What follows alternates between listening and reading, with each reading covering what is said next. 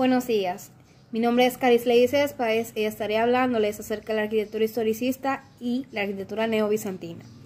La arquitectura historicista, también conocida como romanticismo o historicismo, fue desarrollado principalmente en el siglo XIX y a principios del siglo XX. Este consistía en un conjunto de estilos arquitectónicos que buscaban imitar la arquitectura de los tiempos pasados. Tenían el objetivo de tomar la arquitectura de las épocas pasadas y añadirles algunas características de su siglo. Entre este tipo de arquitectura podemos ver varias corrientes, tales como neobizantina, neomudéjar, neorrenacentista, neobarroca, neogótico, entre otros. Ahora les estaré hablando acerca de la arquitectura neobizantina. La arquitectura neobizantina. La arquitectura neobizantina, también conocida como Renacimiento bizantino, se desarrolló principalmente a mediados del siglo XIX y a principios del siglo XX. Surgió en la década de 1840 en Europa occidental y alcanzó su punto máximo en el Imperio ruso y luego Bulgaria, al último cuarto del siglo XIX. Este tipo de arquitectura incorpora los elementos bizantinos de la arquitectura oriental y ortodoxa. La arquitectura neobizantina se desarrolla principalmente y se caracteriza por construir con edificaciones religiosas y públicas. La construcción no religiosa de la arquitectura neobizantina no fueron tan comunes y entre las pocas que se conoce son los hospitales y los hospicios durante el reinado de Nicolás II en el Imperio ruso.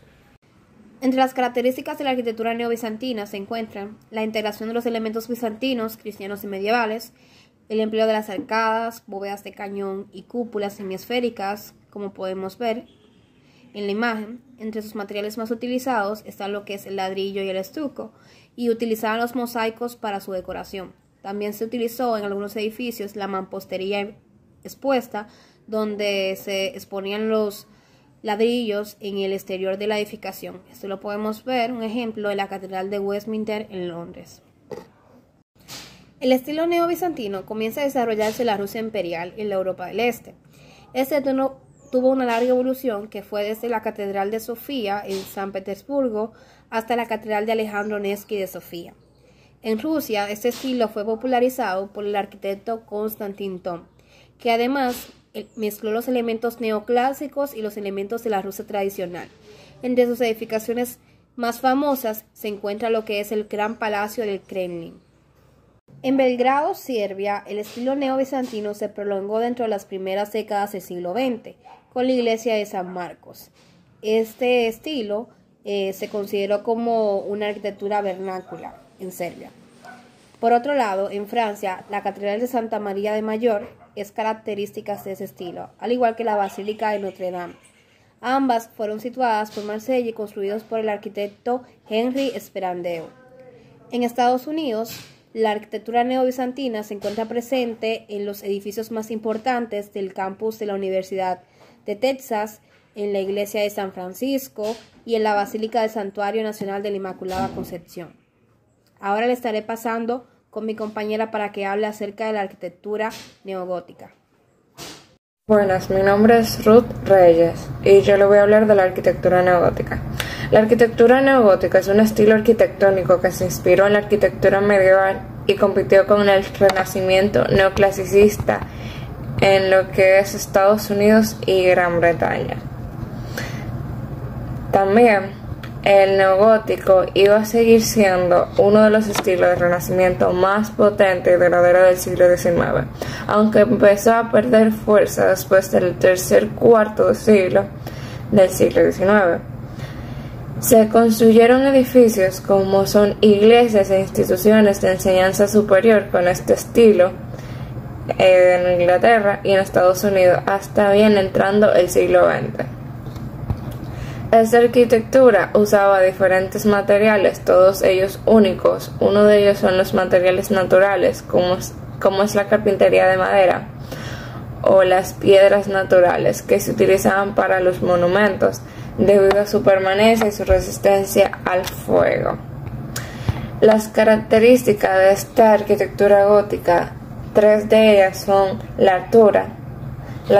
Esto ha permitido que las nuevas técnicas a los nuevos arquitectos poder extender un peso en las paredes para así poder hacerlas más grandes, tomando como referencia los planos de inicio de esta arte.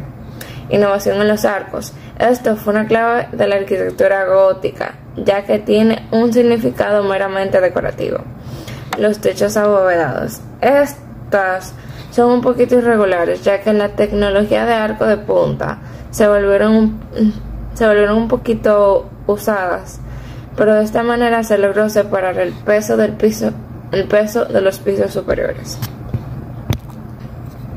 Ahora les voy a comentar algunas de las obras más importantes de la arquitectura gótica. Dentro de esta está el Palacio de Westminster, que es la famosa Casa del Parlamento. Este es uno de los lugares más conocidos de Londres y una de las mayores joyas de la arquitectura neogótica mundial. Otro es el Parlamento de Budapest, el cual barco varado en la orilla del río Danubio. A su paso por la capital de Hungría, el Parlamento de Budapest se abre como otra de las obras maestras de la arquitectura neogótica. Se refiere al Parlamento de Hungría, que fue construida durante los últimos años del siglo XX, probablemente inspirado en el británico, con el que se tiene evidencias muy semejantes de la arquitectura británica. El siguiente ejemplo es el Ayuntamiento de Múnich o Alemania, el nuevo Ayuntamiento de Múnich. Esto es uno de los edificios más importantes que ver en Alemania. Este es el ayuntamiento nuevo que se alza en la plaza más importante de la ciudad, que es Marienplatz, algo parecido, Marienplatz, que se trata de otro edificio enorme cuya fachada ocupa todo el lado norte de la plaza, con casi 100 metros de longitud. El siguiente ejemplo son las Aptias de Saint-Ouen en Rouen. Como ejemplo de esta es el arte neogótico que permitió terminar las grandes edificaciones medievales. El arte neogótico permitió durante el siglo XIX terminar grandes iglesias y catedrales en la Edad Media que había quedado inconclusa en su momento. Continuaré hablándole un poco de la arquitectura neogótica en República Dominicana. Tras la llegada del neogótico al país, fue un significativo importante en la arquitectura dominicana, ya que en el año 1900 y a mano de los predicadores metodistas llegaron por barco a los pueblos costeros varios modelos de iglesias prefabricadas con influencia en el gótico inglés. En las primeras 3 décadas del siglo XX, los elementos compositivos neogóticos encontraron una escala mayor de implementación gracias a la utilización del hormigón. En República Dominicana, el desarrollo de la arquitectura neogótica fue posterior a su desarrollo en Europa. El lenguaje neogótico predominó como el lenguaje común casi exclusivamente en la tipología religiosa. Los elementos compositivos de este estilo se utilizaron escasamente en proyectos de obras. Dentro de estas está la Catedral de San Pedro Apóstol y la Catedral de Santiago de los Caballeros. Hasta aquí mi exposición, un gusto, y ahora pasaremos con la siguiente expositora. Neomodernidad. Este es un estilo artístico y arquitectónico que se desarrolló en la península ibérica a finales del siglo XIX y principios del siglo XX. Este se caracterizó por el uso de cerámicos, azulejos y ladrillo. También por la decoración llamativa de colores y la decoración con el sentido de figuras geométricas. También por el arco de herradura y por el polilobular.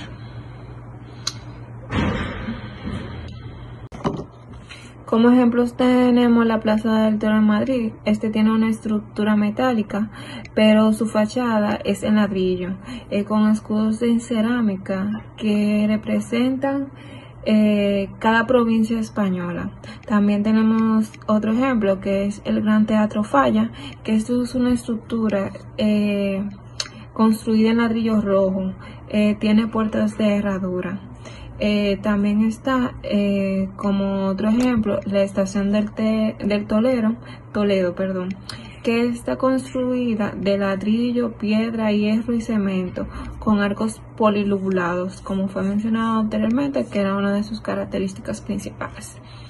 A principios del siglo XX, el neomodernismo se convirtió en el estilo mejor adaptado para la arquitectura industrial, por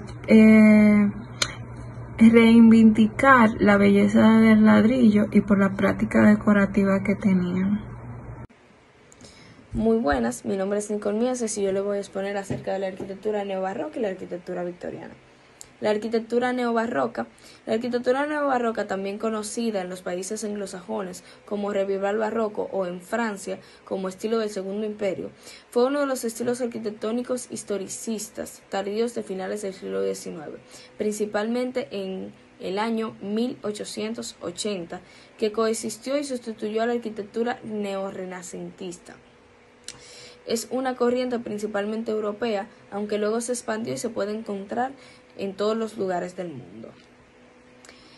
El estilo neobarroco se utilizó principalmente para diseños nuevos y grandiosos edificios, en general civiles, como palacios, edificios de gobierno, tribunales y así como nuevos teatros, ya que el barroco había contribuido a lo que es el florecimiento de las artes escenográficas.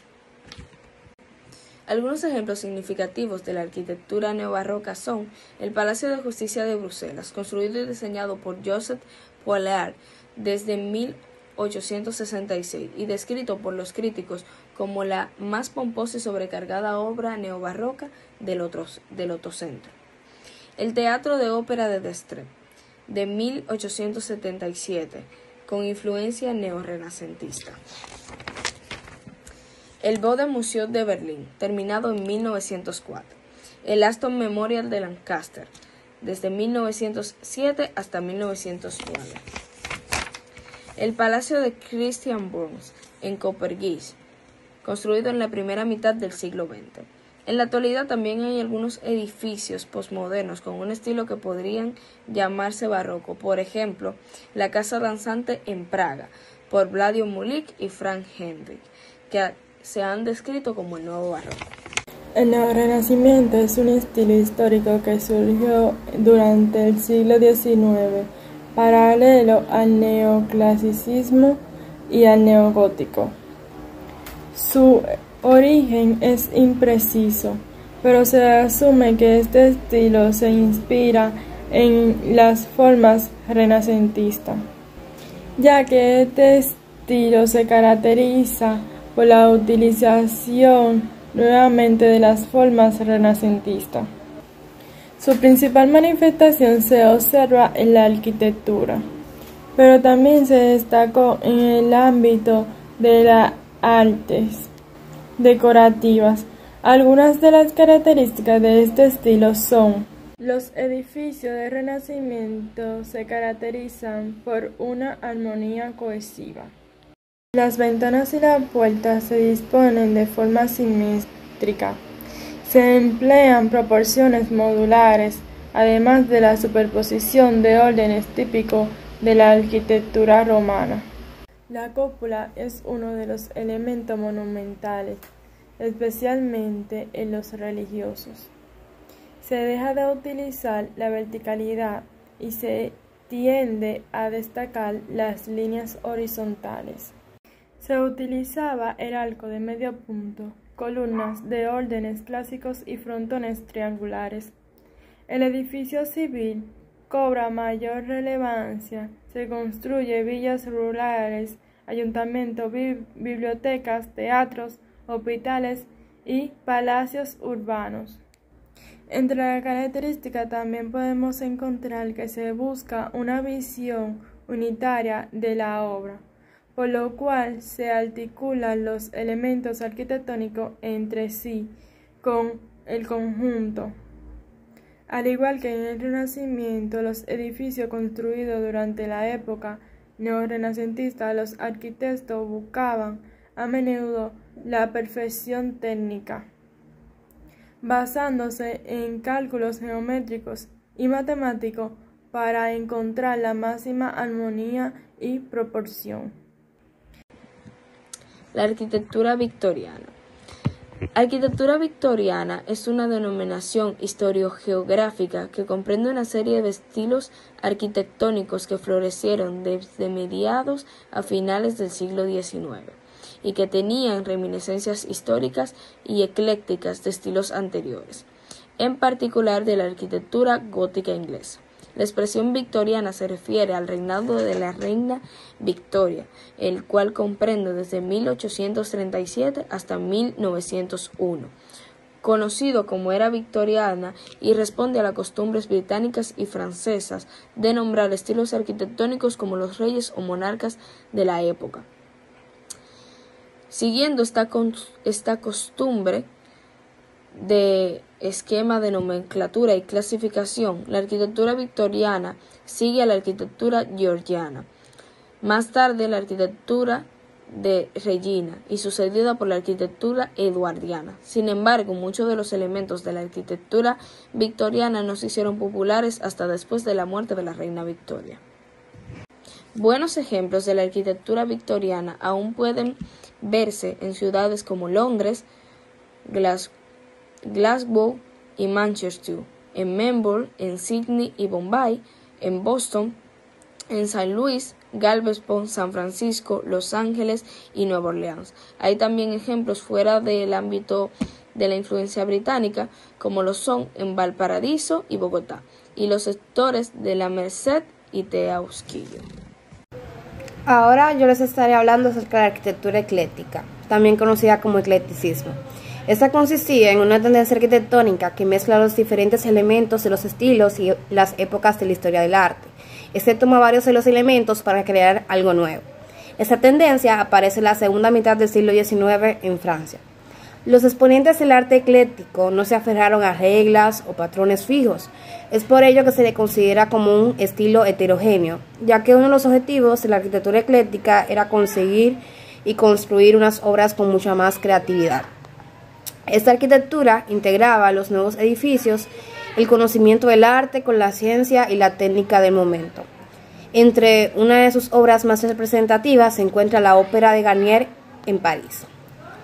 La arquitectura ecléctica se caracterizaba también por reunir dos o más movimientos artísticos y hacía uso de los diseños e ideas de obras antiguas, pero con herramientas y materiales de la modernidad.